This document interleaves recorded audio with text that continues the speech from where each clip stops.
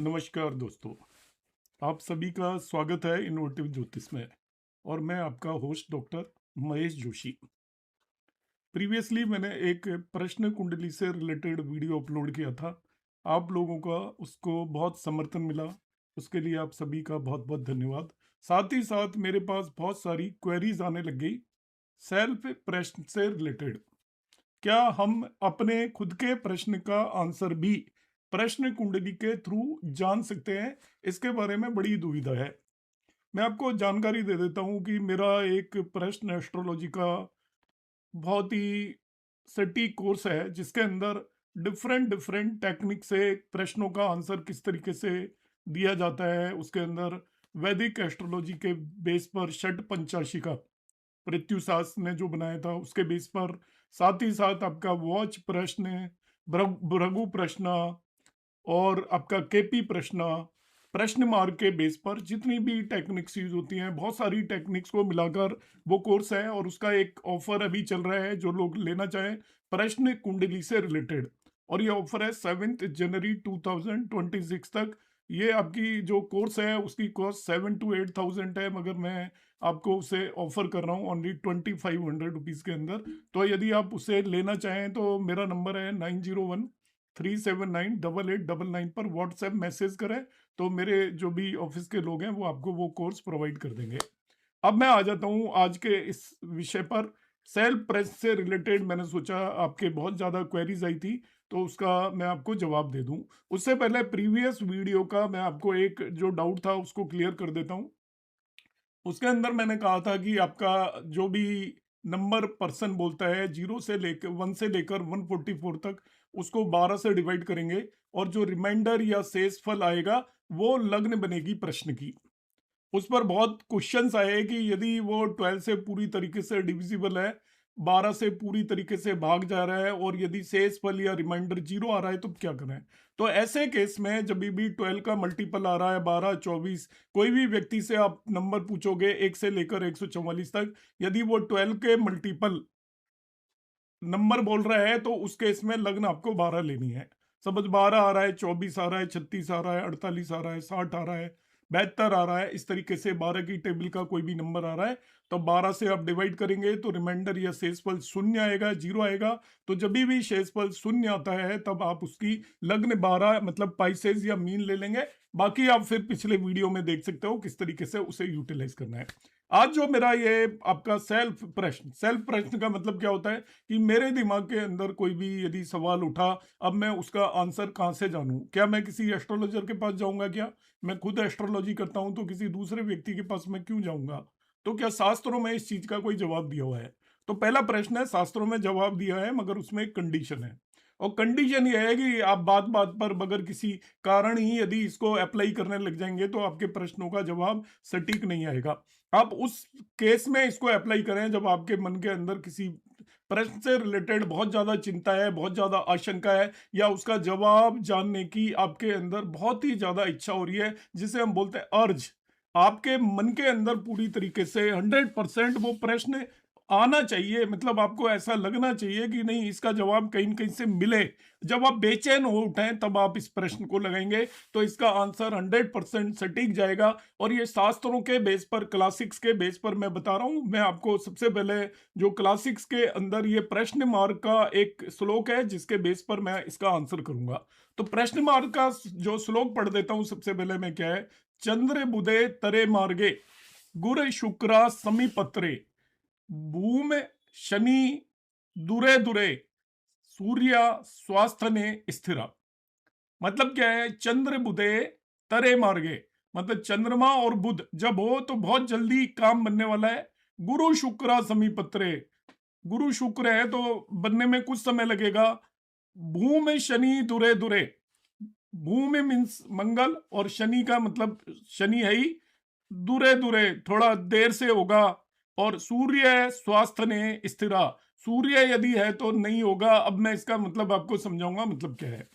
आपने सेल्फ प्रश्न में एक प्रश्न कुंडली बना लेनी है जब भी आपके दिमाग के अंदर प्रश्न आ रहा है उस समय पर आपने कुंडली बना लेनी है। मगर सेल्फ प्रश्न में ये ध्यान रखना है, आपको पता ही होगा आपको क्या चेक करना है, तो आप पहले से ही उस समय को चूज करें जब आपका आंसर यस आ रहा है। यदि आपने कोई भी बेईमानी करने की कोशिश की प्रश्न का आंसर जानने में, तो आपको प्रश्न का सही आंसर नहीं आएगा। आपके दिमाग के अंदर आया, बगैर सोचे समझे आप कुंडली बना रहे हैं उस समय पर, तभी प्रश्न का जवाब सही आएगा। तो दो कंडीशन है, पहली आप बेईमानी नहीं करोगे, आप उस टाइम को सुटेबल को नहीं ढूंढ लोगे जब आपको पता होगा कि इस समय प्रश्न का आंसर यस आता है, तो आप उसी समय की कुंडली बनाए, ऐसा नहीं करोगे। और दूसरा, प्रश्न बेमतलब में प्रश्न कुंडली नहीं बनाओगे, जब आपके मन के अंदर तीव्र इच्छा हो रही है तभी इसे आप करोगे, तो आपका आंसर बिल्कुल सटीक आएगा।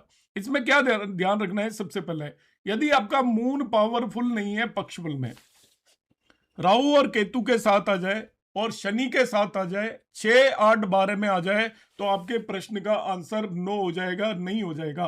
पक्ष बल में मून पावरफुल कब होता है, आप देख लीजिएगा, सूर्य से और चंद्रमा के बीच में, यदि सूर्य जिस भी भाव में है और चंद्रमा जिस भी भाव में है, उन दोनों के बीच में 2 घर कम से कम होने चाहिए, तभी उसे पावरफुल मानोगे।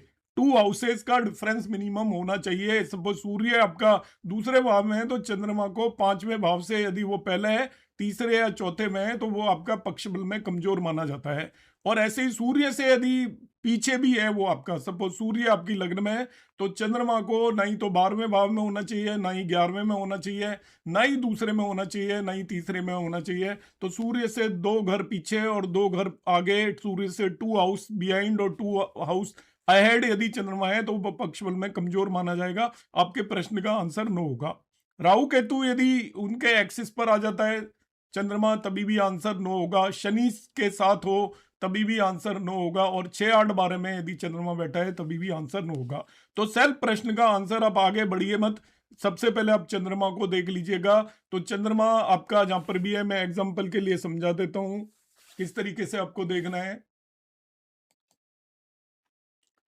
एक मैं ये कुंडली ओपन कर लेता हूं, उसमें मैं समझाऊंगा। चंद्रमा का पक्ष बल सभी को जानना चाहिए, आप बिल्कुल एक्यूरेटली, जो व्यक्ति कैलकुलेट करना चाहता है, तो भोगांश या लॉन्गिट्यूड आपको मालूम होना चाहिए। सूर्य का भोगांश निकालिए, चंद्रमा का भोगांश निकालिए, दोनों में यदि 75 डिग्री 75 डिग्री से ज्यादा का डिफरेंस है, तो चंद्रमा पक्ष बली माना जाएगा। और 75 डिग्री या 75 डिग्री से कम का डिफरेंस है, तो चंद्रमा आपका पक्ष बल में कमजोर माना जाएगा। और चंद्रमा कमजोर होगा तो आपके प्रश्न का आंसर न हो जाएगा। जैसे मैं इसी समय की प्रश्न कुंडली बनाना चाहता हूं, देखिए ये मैंने एक प्रश्न कुंडली बन गई है। अब मैं मून की स्ट्रेंथ देखना चाहता हूं, तो यहाँ पर मून चंद्रमा को देखूंगा। देखिए कैसे देखूंगा, क्या ये 6, 8, 12 में है क्या, तो 6ठे, 8वें, 12वें आप भाव में नहीं है। पहली, शनि से कोई एसोसिएशन है क्या, सैटर्न से, शनि से इसका कोई संबंध बन रहा है, कोई नहीं बन रहा। राहु केतु एक्सिस पर है क्या, उस पर भी नहीं है, तीनों जगह पर नहीं है। अब मैं इसका पक्षबल चेक करूंगा, तो पक्षबल में देखिए सूर्य यहाँ पर आपको नजर आ रहा होगा, ये सूर्य दिख रहा है, सूर्य से अगले 2 भावों में कहीं भी नहीं है चंद्रमा, इसका मतलब ये पक्षबली हो गया। पिछले 2 भावों में कहीं भी नहीं है, मतलब सूर्य यहाँ पर 9वें भाव में है, तो चंद्रमा यदि 8वें और 7वें भाव में होता, या 10वें और 11वें में होता, तो मैं इसको कमजोर मानता है। तो यहाँ पर एक चंद्रमा बली है। अब इस व्यक्ति के प्रश्न का आंसर हम आसानी से दे सकते हैं, कि इसका क्या आंसर आएगा वो मैं अभी आपको बताऊंगा। इसी में मैं इस प्रश्न का आंसर देखना बताऊंगा। यदि मैंने किसी व्यक्ति की ये एक प्रश्न कुंडली बनाई है, तो सबसे पहले मुझे चंद्रमा की स्थिति देखनी है। और चंद्रमा की स्थिति ऐसी हो, सपोज शनि चंद्रमा के साथ होता तो आंसर नो हो जाता। यदि ये मून राहु केतु एक्सिस पर होता तभी भी आंसर नो हो जाता, या चंद्रमा यहाँ पर होता, यहाँ पर होता, यहाँ पर होता, यहाँ पर होता, यहाँ पर होता, तो भी आंसर नो आ जाता। अब इसका दूसरा पार्ट हम देखते हैं। देखिए बहुत ही इंपॉर्टेंट पार्ट है, जो मैंने एक श्लोक पढ़ा था उसको अब मैं आपको एक्सप्लेन करूंगा। चंद्र बुधे तरे मार्गे गुरु शुक्रा समीपत्रे भोम शनि दुरे दुरे सूर्य स्वास्थने स्थिरा। तो देखिए सबसे पहली लाइन है, चंद्र बुधे तरे मार्गे। इसका मतलब क्या है, एट द टाइम ऑफ प्रश्न, जब प्रश्न पूछा जाए, यदि चंद्रमा और बुध की लग्न उस टाइम पर राइज हो रही है, प्रश्न कुंडली की लग्न चंद्रमा की राशि हो या बुध की राशि हो, मतलब 4 तो चंद्रमा की राशि होती है कैंसर, और बुध की राशि होती है 3 और 6, मतलब आपका जेमिनाइन और वर्गो, मतलब जिसे हम मिथुन या कन्या राशि लग्न में राइज हो रही है, तो आपका काम तुरंत ही होने वाला है, बिल्कुल। क्योंकि ये दोनों चंद्रमा और बुध दोनों आपके तेज गति से चलने वाले ग्रह हैं, फास्ट मूविंग प्लेनेट हैं। यदि इनकी लग्न राइज हो रही है तो समझ लीजिए कि आपका प्रश्न, आपका काम होने ही वाला है, रास्ते में है, आपको कभी भी खबर मिल सकती है कि आपका काम होने वाला है। सो एट द टाइम ऑफ प्रश्न यदि आंसर आपका आ रहा है तो ये बहुत जल्द होने वाला है, आपको होगे। तो आपकी यदि कुंडली के अंदर लग्न आ रही है 4, 3 या 6, उसका कारण क्या है? देखिए, मून और मरकरी दोनों आपके तेज गति से चलने वाले प्लेनेट हैं। मून आपके मन को रिप्रेजेंट करता है और मरकरी आपके कम्युनिकेशन, सूचना को रिप्रेजेंट करता है। तरह मार्गे का यहाँ पर मतलब होता है थिंग्स मूविंग टूवर्ड्स यू, आपकी तरफ होने आ रही हैं चीजें। जो आपका प्रश्न है वो उसका आंसर आपकी तरफ आ रहा है, और आपका बगैर किसी एफर्ट के, बगैर किसी खास प्रयास के आपके प्रश्न का उत्तर यस मिल जाएगा। दूसरा कंसेप्ट हम देखेंगे, गुरु शुक्र समीपत्रे। यदि गुरु और शुक्र की लग्न राइज हो रही है, गुरु की लग्न होती है 9 और 12। आप लग्न देखनी है आपको प्रश्न कुंडली की। प्रश्न कुंडली क्या होती है? जब आपके दिमाग में प्रश्न आया उस समय पर जो कुंडली बनाई आपने, तो जो भी कुंडली बन रही है, आप एस्ट्रो सेज में चले जाइए, कहीं भी चले जाइए, उस समय की कुंडली बना रहे हो वो प्रश्न कुंडली है। यदि उसमें गुरु और शुक्र की लग्न आ रही है, वो है 2, 7, 9, 12 असेंडेंट अपियर्स। तो अब आपको क्या है कि अ, यदि चंद्रमा और बुध की आ रही है तो वो काम आपका होने वाला है फटाफट। समीपत्रे का मतलब होता है opposite to bank of view. जैसे आप एक नदी के एक किनारे पर खड़े हो और वो जो आपका जो भी काम है वो नदी के दूसरे किनारे पर है, आपको कोई चीज देने वाला है, वो नदी के दूसरे किनारे पर है, तब वो आपके पास अपने आप नहीं जाएगा, आपको प्रयास करना पड़ेगा वहां पर जाकर लेने का। तो नजदीक है, आपका काम होने की संभावना पूरी है, मगर आपको प्रयास करने पड़ेंगे। यदि बुध, सॉरी, गुरु और शुक्र की लग्न है तो वो ऑटोमेटिकली नहीं होगा। यदि बुध और चंद्रमा की लग्न है तो समझ लीजिए आपका काम बनने ही वाला है, कभी भी बन सकता है। मगर ये शुक्र और गुरु की लग्न आ रही है आपकी, तो ये मान के चलिए कि आपको वहां पहुंचना पड़ेगा, जाकर लेना पड़ेगा। नदी के एक किनारे पर आप बैठे हैं और वो चीज दूसरे किनारे पर रखी है, तो आपको नाव लेकर या किसी भी तरीके से तैर कर दूसरे किनारे पर जाओगे, तभी वो चीज आपको मिलेगी, अपना आप नहीं आएगी। इस तरीके से समझिए। तो समी पत्र का मतलब होता है opposite to bank of you, you have to go there and bring them. For work, you have to go there to get the things. It is not denied, but one has to approach somewhere. मना नहीं है, आपका काम होने की तैयारी है, मगर अपना आप नहीं होने वाला है, आपको जाकर करना पड़ेगा। ऐसा मानकर चलिए कि आपको कोई चीज कहीं जाकर लेनी पड़ेगी। आपको कोई कपड़ा खरीदना है तो बाजार में जाना पड़ेगा। एक तो यह है कि वो कपड़ा आपने ऑर्डर किया और वो आपके पास आने वाला है, आपने किसी सोशल मीडिया साइट से किया और वो फटाफट आपके पास पहुंचने वाला है, वो तो पहला केस हो गया। दूसरे केस में वो सोशल मीडिया साइट पर अवेलेबल नहीं है, मार्केट में अवेलेबल है, आपको मिल जाएगा, मगर जाना खुद पड़ेगा। आप नहीं जाओगे तो वो चीज नहीं आएगी, तो आपको कुछ एफर्ट करना पड़ेगा, अपना आप नहीं होगा। बगैर एफर्ट नहीं होगा। तो यदि आपकी लग्न के अंदर 9, 12 या 2, 7 है तो ये स्थिति होगी। तीसरा कॉम्बिनेशन देखते हैं, भौम शनि दुरे दुरे। भौम का मतलब मंगल और शनि का मतलब शनि है ही, तो इनकी लग्न होती है 1, 8, 10, 11। तो यदि आपकी प्रश्न कुंडली की लग्न 1, 8, 10, 11 है, तब ऐसा होगा। दुरे दुरे का मतलब है आप जब उस चीज को लेने के लिए वहां पर पहुंचोगे, वो कहीं और चली जाएगी। जैसे आपको पता लगे कोई व्यक्ति खो गया है, अब आपको मैसेज मिला कि वो इस जगह पर अवेलेबल है, आप वहां पहुंचेंगे तो पता चलेगा यहां से कहीं और चला गया। तो वो चीज आपको आसानी से नहीं मिलेगी, उसके लिए आपको काफी भाग दौड़ करने पड़ेगी, और हो सकता है ना भी मिले तो यहाँ पर वो आपके हाथ से निकलती चली जाएगी। जैसे ही आप पहुंचोगे तो उस जगह पर वो अवेलेबल नहीं होगी, कहीं और चली जाएगी। जैसे सपोज आपका कोई जानवर खो गया ऐसा मान लीजिए, तो आपको किसी ने बताया कि वो उस पर्टिकुलर जगह पर खड़ा हुआ हमने देखा है, आप वहां पहुंचोगे तो पता चला वहां से निकल गया। वहां से लोगों से पूछोगे, वो कहेंगे कहीं उधर हमने जाते हुए देखा है। तो आप जहां जाओगे वहां पर नहीं होगा, मतलब आपके हाथ से मौके निकलते रहेंगे, आसानी से आपका काम बनने वाला नहीं है, बहुत डिफिकल्टी से बनेगा। So if ascendant 1, 8, 10, 11 हो, then result are far away, going away and away from you. आपसे दूर और दूर जाते जाएंगे। It is changing its destination. You may not be getting result, missing result time and again. आपको रिजल्ट नहीं मिलेंगे, बार बार आप उसको मिस करते चले जाओगे। इसके लिए आपको बहुत स्ट्रांगली फाइट करना पड़ेगा, तभी रिजल्ट मिलेंगे। इसमें आप जब 100% काम करोगे तब आपको केवल 25-30% रिजल्ट मिलने की संभावना होगी, उससे ज्यादा रिजल्ट मिलने की पॉसिबिलिटी नहीं होगी। तो जब भी लग्न आपकी 1, 8, 10, 11 हो तो समझ लीजिए आपका काम आसानी से बनने वाला नहीं है, बहुत मुश्किल है। पूरी तरीके से मनाही तो नहीं है, मगर वो काम आपका, ये मानिए, आपको बहुत अधिक एफर्ट करना पड़ेगा, तब जाके उसकी पॉसिबिलिटी होगी।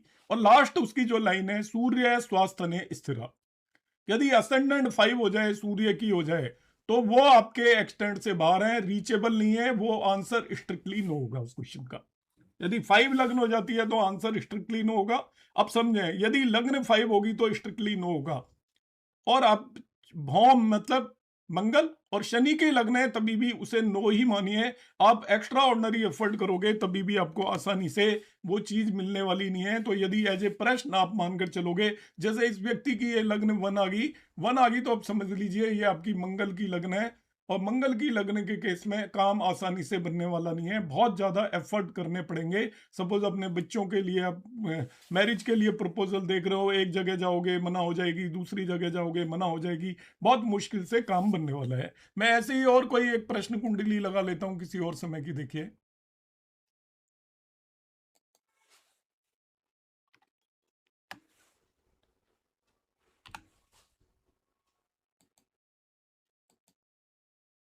अब ये मैंने एक प्रश्न कुंडली लगाई, अब मुझे इस प्रश्न का आंसर देना है। तो सबसे पहले मैं देखूंगा, यहाँ पर देखिए चंद्रमा और सैटर्न दोनों की युति होगी, तो मैं आगे जाऊंगा, नहीं कह दूंगा कि इस प्रश्न का आंसर नो है, बस खत्म बात। आपको ना लग्न देखनी है ना कुछ और देखनी है। और मैं इसको सपोज और बदल लेता हूँ, कोई और कुंडली लगा लेता हूँ, मैं प्रश्न कुंडली बना लेता हूँ। ये मैं यहाँ से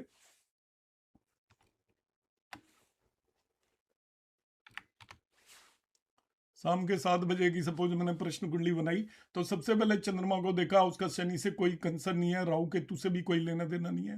साथ में चंद्रमा आपका सूर्य से भी काफी दूर है, इसलिए चंद्रमा कोई दिक्कत नहीं करेगा। अब यहाँ पर हम देखेंगे लग्न। लग्न यहाँ पर देखिए 4 है, कैंसर या कर्क राशि है जो चंद्रमा की लग्न है। इसका मतलब इस व्यक्ति का काम बिल्कुल होने ही वाला है। ये डिपेंड करेगा आपके पास किस समय पर आपके दिमाग के अंदर प्रश्न आया और उसके बेस पर आंसर है। देखिए इसका काम होने वाला है। अभी थोड़े देर पहले मैंने आज ही की डेट का कुछ और समय लगाया था, सुबह 7 बजे का था। यदि ये प्रश्न 7 बजे आपके दिमाग में आया तो उस प्रश्न का आंसर स्ट्रिक्टली नो होगा। तो इस तरीके से हम इन चीजों को देखने की कोशिश करेंगे।